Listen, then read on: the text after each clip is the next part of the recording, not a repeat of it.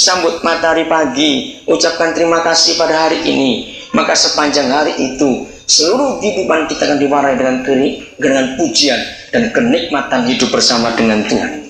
Tahun pertama, bulan pertama, dia nggak sibuk yang lain.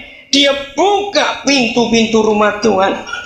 Terus ayat 5 katanya kepada mereka, dengarlah orang-orang Lewi, sekarang kuduskanlah dirimu dan kuduskanlah rumah Yahweh Tuhan nenek moyangmu. Keluarkanlah kecemaran dari tempat kudus, karena nenek moyang kita telah berubah setia.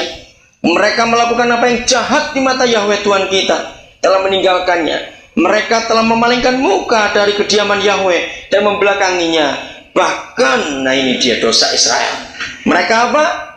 Menutup pintu-pintu balai rumah Yahweh dan memadamkan segala pelita. Mereka tidak membakar korban ukupan. Mereka tidak mempersembahkan korban bakaran bagi Tuhan orang Israel di tempat kudus. Sehingga murka Yahweh menimpa Yehuda dan Yerusalem.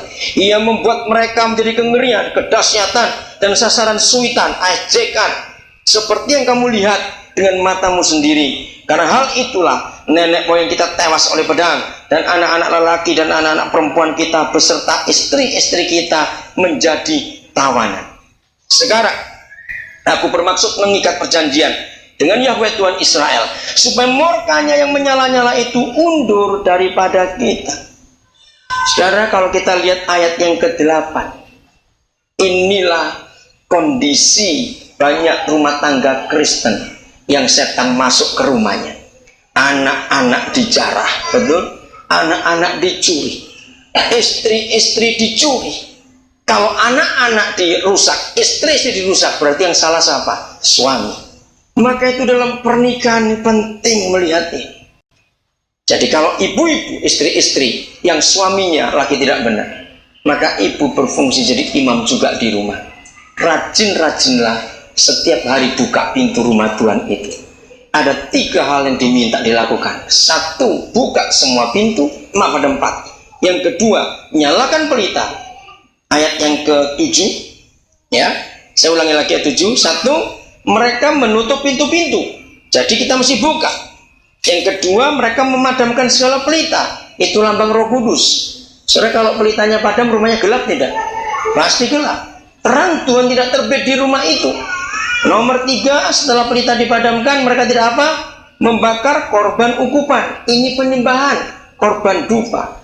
Yang keempat, tidak mempersembahkan korban bakaran. Ini persembahan-persembahan yang kita berikan kepada Tuhan. Gara-gara kesalahan Israel akan 4 hal tentang rumah Tuhan, hukuman begitu ngeri terjadi. Sebetulnya rumah tangga Kristen tidak perlu mengalami masalah kalau rajin-rajin melakukan 4 hal setiap hari. Pokoknya pagi hari buka pintu rumah Tuhan, song-song matahari pagi. Bukan matahari benar itu maksudnya, tapi hadirat Bapa kita. Sambut dia pagi hari. Pokoknya kalau bangun begitu melek mata, jangan duit tinggal berapa? Duit lagi yang diurus.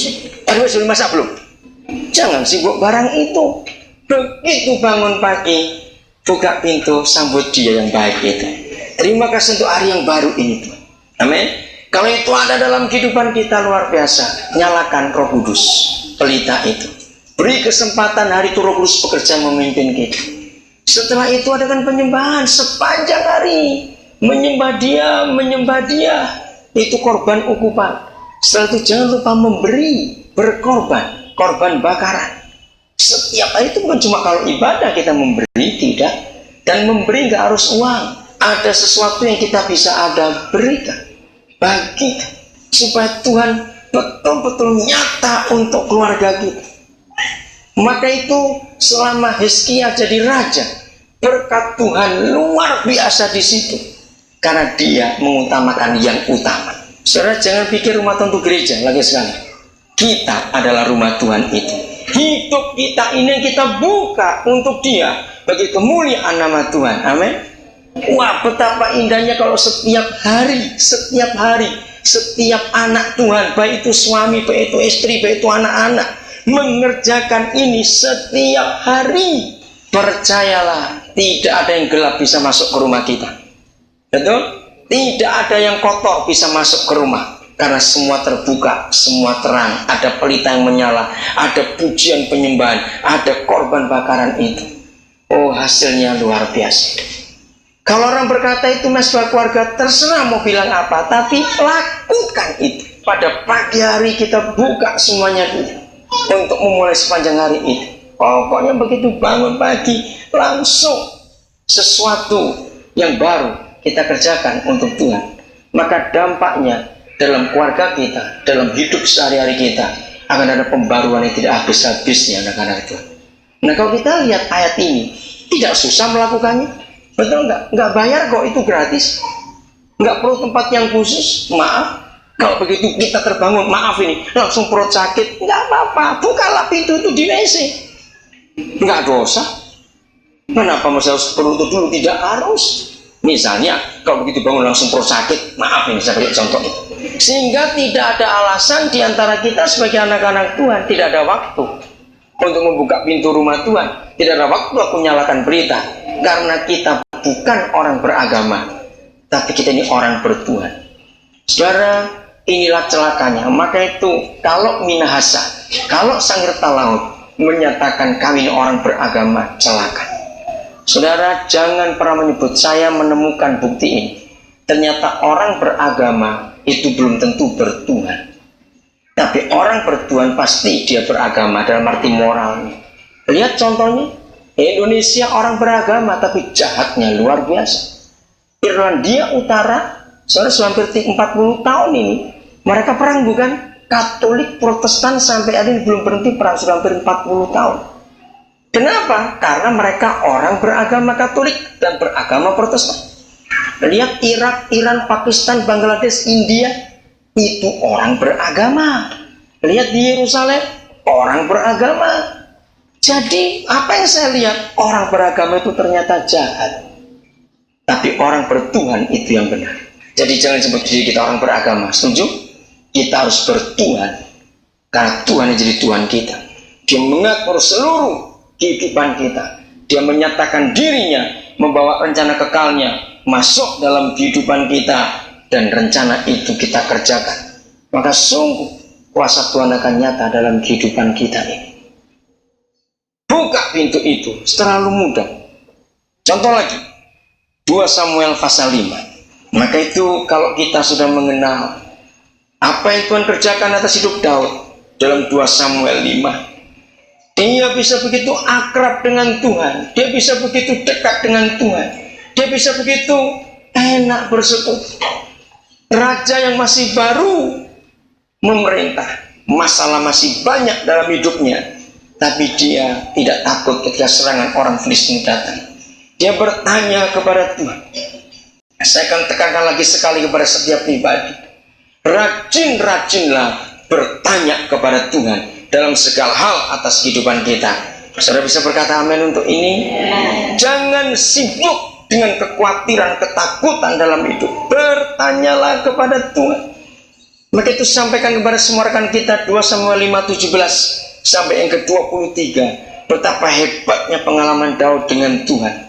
Waktu dia bertanya, dia menjawab.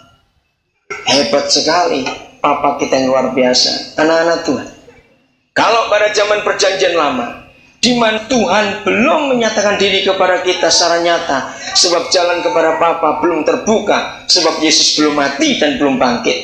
Tetapi toh Daud bisa punya pengalaman begitu dekat dengan Tuhan. Hizkia bisa punya pengalaman begitu dekat dengan Tuhan. Maka seharusnya pada zaman perjanjian baru ini, setelah jalan kepada Bapa terbuka, kita semua harus bisa lebih dekat dengan Tuhan daripada saudara kita di perjanjian lama itu.